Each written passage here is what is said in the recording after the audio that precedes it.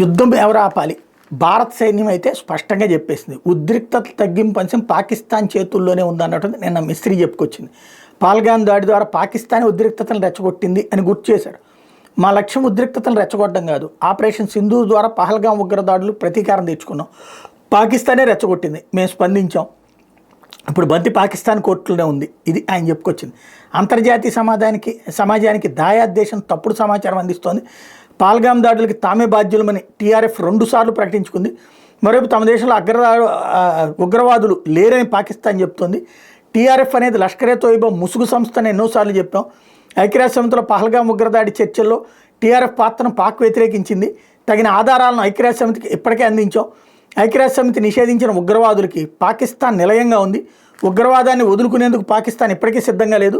ఉగ్రవాదులకు ప్రభుత్వ లాంఛనాలతో అంత్యక్రియలు చేయడం పాకిస్తాన్లో ఆచారం.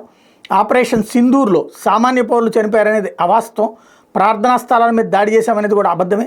సిక్కులను లక్ష్యంగా చేసుకుని కాశ్మీర్లోని గురుద్వారాల మీదనే పాక్ దాడులు చేస్తోంది. తాజా దాడుల్లో 3 సిక్కులు చనిపోయారు అంటూ గుర్తు చేసింది.